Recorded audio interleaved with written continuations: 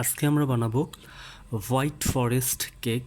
তো white forest cake বানানোর জন্য আমাদেরকে প্রথমে আমরা প্রথমে একটা মোল্ড প্রস্তুত করে নিয়েছি। সে মোল্ডটা হলো 6 ইঞ্চি বাই 3 ইঞ্চি, আবার অনেকেই 6.5 ইঞ্চি অথবা 2.5 ইঞ্চি ইউজ করে। আমারটা কিন্তু 6 ইঞ্চি বাই 2.5 ইঞ্চি।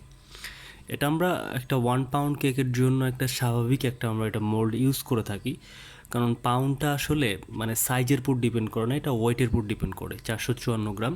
তো সাইজ আপনার যে কোনো সাইজ হতে পারে।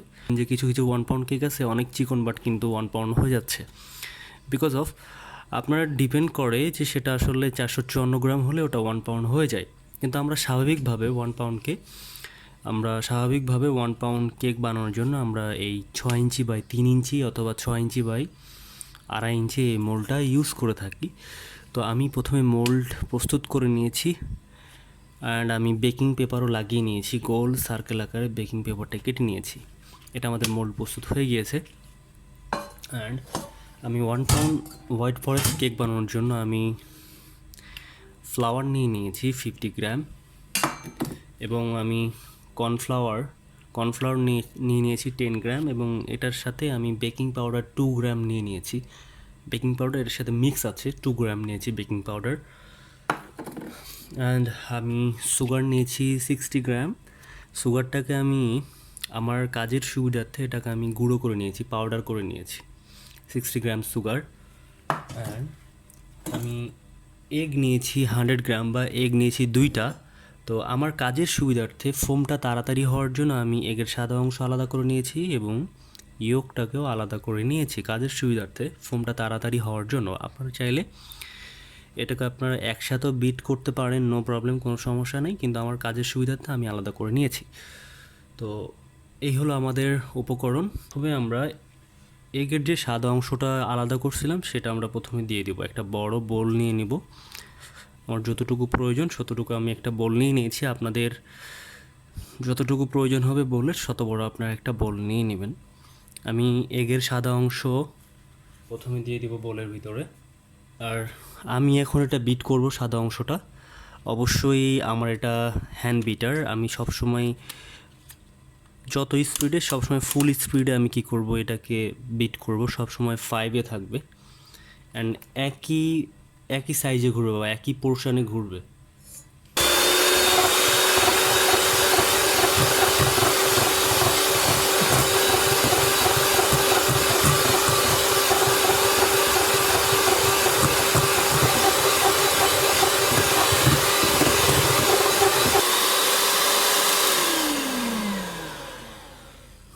আমি 30 সেকেন্ড বিট না করতেই এটা ফোম আকার ধারণ করছে। এখন যখন এটা ফোম আকার ধারণ করবে, একদম ফোম মোটামুটি হয়ে যাবে, দেন আমরা আস্তে আস্তে কী করব, গ্র্যাজুয়ালি আমরা যে সুগারটাকে গুঁড়া করে নিয়েছি, পাউডার করে নিয়েছি, এটা আমরা গ্র্যাজুয়ালি দিব।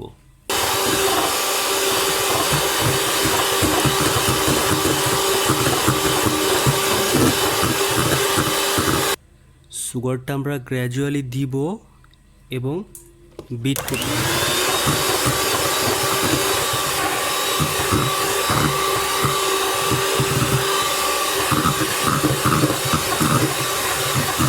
মানে আপনার একটা কোশ্চেন থাকতে পারে যে সুগারটা আমরা গ্র্যাজুয়ালি কেন দিব, কারণ আপনি যদি গ্র্যাজুয়ালি সুগারটা না দেন আপনার ফোমটা বসে যাবে, একবারে দিয়ে দিলে আপনার ফোমটা বসে যাবে। আমাদের সুগার অ্যাড করা কমপ্লিট হয়ে গেছে। আমরা একটু করে সুগার দিব, একটু বিট করব, আবার সুগার দিব, একটু বিট করব, আবার সুগার দিব। তো দেন আমরা যেহেতু সুগার দেওয়া আমাদের কমপ্লিট, দেন বাকি যে আমরা এগ ইয়োগটুকু রাখছিলাম এটা আমরা এবার দিয়ে দিব। এগ ইয়োগটা দেওয়ার পর আমরা বেশিক্ষণ বিট করব না, মিক্স হয়ে গেলেই আমরা বিট করা থামিয়ে দিব। আমাদের ফোম দেখতে মনে হচ্ছে একদম হুইপড ক্রিমের মতো হয়ে গিয়েছে। হাউএভার এখন আমরা ভ্যানিলা এসেন্স দিব। ভ্যানিলা এসেন্স 1 টিস্পুন আমরা দিব। আমি একটা আইডিয়াতে দিয়ে দিয়েছি, আপনারা কি করতে পারেন, অবশ্যই টিস্পুন ব্যবহার করবেন যারা নতুন আছেন। আমরা ভ্যানিলা এসেন্স দেওয়ার পরে বেশিক্ষণ বিট করব। আমরা ভ্যানিলা এসেন্স দেওয়ার পরে এই 20 থেকে 25 সেকেন্ড বিট করব। জাস্ট মিক্স হয়ে গেলেই আমরা বিট করা অফ করে দিব, কারণ অতিরিক্ত বিট করলে আমাদের ফোমটা কী হতে পারে, বসে যেতে পারে। এখন স্প্যাচুলা দিয়ে এটাকে আমরা এক জায়গায় করে নিব। দেখেন এটা একদম ফোমের মতো হয়ে গিয়েছে, একদম ফোম। দেন আমাদের যে ড্রাই ইনগ্রিডিয়েন্টগুলো ছিল, ফ্লাওয়ার অ্যান্ড কর্নফ্লাওয়ার এবং বেকিং পাউডার, এটা একসাথে করে দিব, একই জায়গায় করে দিব। দেন এটা আমি হালকা একটু মিক্স করে দিব। এখন আমরা যেহেতু মিক্স করবো আমাদের ফোমের সাথে, আমাদের ড্রাই ইনগ্রিডিয়েন্টগুলো একসাথে দিব না।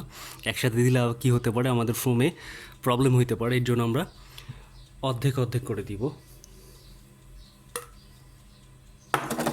অবশ্যই আমরা স্টেইনার ইউজ করব, স্টেইনার ইউজ করে দিব, কারণ অনেক বাবলস থাকে, যে বাবলস।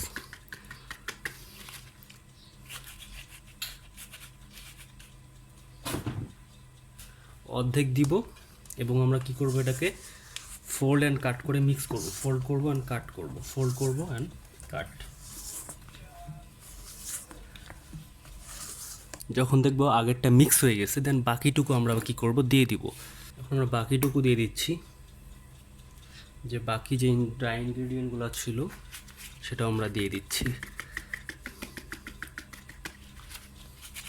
মিশানো কমপ্লিট হয়ে গেছে, মিক্স করা কমপ্লিট হয়ে গেছে। আমরা মিশানোর জন্য যখন মিক্স করব, ড্রাই ইনগ্রিডিয়েন্ট যখন মিক্স করব, তখন আমরা বেশি সময় নিব না, অনেকক্ষণ যাবত মিক্স করব না, তো আমাদের ফোমে প্রবলেম হতে পারে। যত তাড়াতাড়ি মিক্স করা সম্ভব তত তাড়াতাড়ি আমরা কি সুন্দরভাবে মিক্স করে ফেলবো। দেন মিক্স কমপ্লিট হয়ে গেলে আমরা আমাদের যে নির্দিষ্ট একটা মোল্ড নিয়েছিলাম সেটা ঢেলে ফেলবো। এসে আমাদের মোল্ড দেখেন, এটা একদম হুইপড ক্রিমের মতো ফোম হয়ে গেছে। সেম হবে এরকম, জাস্ট আমরা ঢেলে দেব। আমরা এটাকে দুই তিনবার আমরা ট্যাপ করে নিব, যাতে ভিতরে যদি এয়ার বাবলস থাকে সেগুলো যেন না থাকে। বা আমরা চাইলে স্প্যাচুলা দিয়ে একটু আমরা সমান করে নিতে পারি। হ্যাঁ, হালকা করে সমান করে নিতে পারি, স্প্যাচুলা দিয়ে সমান করে নিতে পারি। হ্যাঁ, সমান করে নিব। তারপরে একটু বেশি ট্র্যাপ করবো না, 2-3বার ট্র্যাপ করার পর রেখে দিব। 2-3বার ট্র্যাপ করব, দেন আমরা এটা বেকিংয়ে দিব। আমি কিন্তু ওভেনটা 10 মিনিট আগে প্রিহিট করতে দিয়েছি, এখন কিন্তু ওভেন ফ্রি হিটে আছে। দেন আমি এখন এটাকে বেক করতে দিব 15 থেকে 20 মিনিটের জন্য। ফাইনালি আমাদের স্পঞ্জ কেক হয়ে গিয়েছে। আমার এটা সময় লাগছে প্রায় 16 থেকে 17 মিনিটের মতো। আমি 180 ডিগ্রি সেলসিয়াসে দিয়েছিলাম, বাট কোনো ওভেনে সেটা 20 মিনিটও লাগতে পারে। তো এটা আমি ওভেন থেকে বের করে 20 মিনিট আবার কী করছি, আমি রেস্টে রাখছি। মানে আমি ওভেন থেকে বের করার পরে আমি এটাকে ময়েশ্চারটাকে লক করার জন্য এই কাপড়টা সেটার উপর আমি দিয়ে দিয়েছিলাম ময়েশ্চারটাকে লক করার জন্য। অথবা আপনারা কী করতে, মোলটা উল্টায় দিয়ে রাখতে পারেন 20 মিনিট, রুম টেম্পারেচারে আসা পর্যন্ত আপনি ঢেকে রাখতে পারেন ওভেন থেকে বের করার পরে কেকটাকে। এটা হলো হোয়াইট ফরেস্টের জন্য আমরা বেস বানিয়েছি। তো এটা আমরা তুলে ফেলবো, কারণ এটা হলো আমাদের যে বেকিং পেপারটা ছিল, বেকিং পেপারটা। ওকে, তো কেক আপনার হয়ে গিয়েছে। আপনি কিভাবে বুঝবেন যে আপনার কেকটা পুরোপুরি সম্পূর্ণ বেক হয়েছে? আমরা 4টা টেস্ট করে থাকি কেকটা সম্পূর্ণ হয়েছে কিনা। 4টা আমরা টেস্ট করি। আমরা ওভেনের ভিতর থাকতে আমরা 2টা টেস্ট করি। নাম্বার 1 সেটা হলো আমরা স্টিক টেস্ট করি। আমরা স্টিকে যে স্টিকটা আছে, স্টিকটা টেস্ট করি ওভেনে থাকা অবস্থায়। যখন আমরা ভিতরে স্টিকটা প্রেস করব, দেন যখন ওটা ক্লিন আসবে, মনে করতে হবে যে ওটা কি আমাদের কেকটা বেক হয়ে গিয়েছে। আর একটা আমরা দেখি যে ওভেনে থাকা অবস্থায় যদি ওটা গোল্ডেন ব্রাউন কালার চলে আসে, হালকা ব্রাউন কালার চলে আসে, তাহলে মনে করব যে আমাদের কেকটা হয়ে গিয়েছে। আর আমরা ওভেন থেকে বের করার পর আরও 2টা আমরা টেস্ট করে থাকি। সেটা হলো যে ওটা যদি ইজিলি মোল্ড থেকে বের হয়ে আসে, তাহলে মনে করতে হবে যে এটা আমার কেকটা হয়ে গিয়েছে। এবং আমরা কী করে থাকি, আমরা সেন্টারে প্রেস করে থাকি। এবং ওটা যদি স্প্রিং ব্যাক পুনরায় যদি ব্যাক করে পুনরায় পূর্বের অবস্থায় চলে আসে, তাহলে মনে করব যে এটা আমাদের কেকটা হয়ে গিয়েছে। এই 4টা আমরা টেস্ট করে থাকি। তো আমার যেহেতু অল ডান, এখন আমরা এই কেকটাকে 3 লেয়ারে কেক করতে পারি। যে আমরা যে ব্রেড কাটার আছে, এই কেকটাকে আমরা 1 2 3 3 লেয়ারে কেক করতে পারি। হ্যাঁ, তো এটাকে আমরা 3 লেয়ার করার, এটাকে আমরা এখন যদি চাইলে 2 লেয়ারও করতে পারি এবং 3 লেয়ারও করতে পারি। আপনি যদি মনে করেন আমি একটু মোটা মোটা লেয়ার করব, সেক্ষেত্রে আপনি চাইলে 2 লেয়ার করতে পারেন। মাঝখানে একটা কি ব্রেড কাটার দিয়ে, এই যে ব্রেড কাটার, এবং টার্ন টেবিলে রাখবো। রাখার পরে জাস্ট আমরা কী করব, আমি যদি মনে করি 2 লেয়ার করব, তাহলে সেক্ষেত্রে আমি এটাকে 2 লেয়ার করব। আমি চাইলে এটাকে 3 লেয়ারও করতে পারি, কিন্তু এটাকে আমি 2 লেয়ার করব। 2 লেয়ার করার জন্য জাস্ট আমি টার্ন টেবিল নিব, টার্ন টেবিলের ওপরে আমি হালকা প্রেস করব, হালকা প্রেস করব। আর এই যে আমি যেখান থেকে আমি 2 লেয়ার করব, সেই জায়গায় আমি আমার ব্রেড কাটার রাখবো বা কাটারটা রাখবো। জাস্ট আমি এটা করাতের মতো কি করব, এটা খালি ঘোরাবো, আর এটাও খালি টানতে থাকবো। আমি পোর্শনটা খেয়াল করব, আমরা সামনে পিছনে এটাও কি করব, সামনে পিছনে টানবো।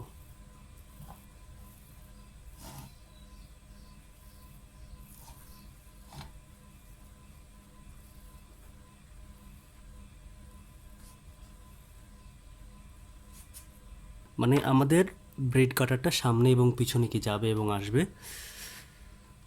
সামনে পিছনে যাবে আসবে, এবং একবারে প্রেস দিয়ে এইভাবে নিয়ে চলে যাব না। নিয়ে গেলে কি হবে, ওটা বেশি ক্রামলি হয়ে যাবে। আর এটা সামনে পিছনে যাবে, এটা খালি ঘুরবে, তাহলে আমাদের কি হয়ে যাবে, দেন আমাদের ইজিলি কাটতে পারবো আমাদের 2 লেয়ার। জাস্ট এটা 1 লেয়ার অ্যান্ড 2 লেয়ার, 2 লেয়ার করলাম। এ হলো 2 লেয়ার। আমরা 2 লেয়ারের যেহেতু আমরা বানাবো, এই জন্য আমি 2টা লেয়ার করে নিয়েছি। Thank you so much for watching this video.